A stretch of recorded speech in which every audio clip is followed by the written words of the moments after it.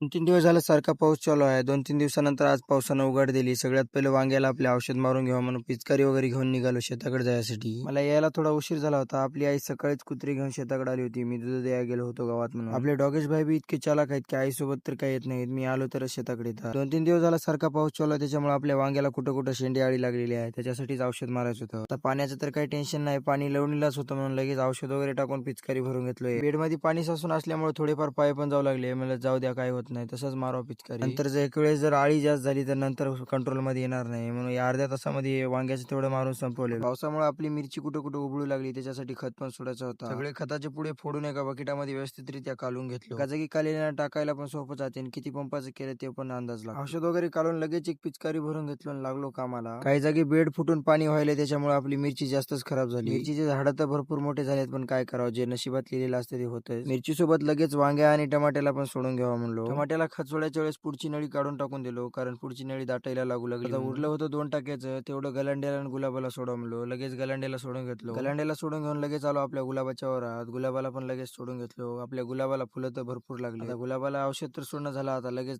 आळीसाठी पण फवारणी करायची. मला गुलाबाला आज 3 फवारण्या करायच्या होत्या. एक आळीसाठी, एक तणनाशक आणि एक तर आपण सोडली. आळीचं औषध लगेच मारून घेऊन लगेच आलो तणनाशक मारायसाठी. आता औषध आपले पप्पा आणून देऊन गेली होती. लगेच तणनाशकची पिचकारी भरून घेतली आणि लागावं म्हणलो कामाला लगेच. आज पावसाने थोडीफार उघड दिली म्हणून आपले सगळे काम आटपले शेतामधले. तरी पण गुलाबामधला अर्ध निर्मळ केलं नाही. जेवढं निर्मळ केलं तेवढं तणनाशक मारून घ्यावं. नाशक मारायला काय जास्त टाइम लागला नाही. एकच टाकी होती, तेवढी पण 10-15 मिनिटात मारून संपवलेलं. आता औषध मारणं तर सगळं झालं. आता राहिलं होतं तेवढं म्हणजे टमाट्याला ट्रॅप बांधायचं. मग काय लगेच 5 मिनिटांमध्ये सगळे ट्रॅप पण बांधून घेतलो. आता ट्रॅप वगैरे तर सगळं बांधून झालं होतं. आता मस्त बंगाईवर बसून वाहनेर तेवढे बघायचं काम होतं. तेवढेच चाललेत आपला भाऊ आणायला इकडं. आणि बघा इकडे कारखान्याच्या फॅक्टरीच्या मोलासेस टँकवर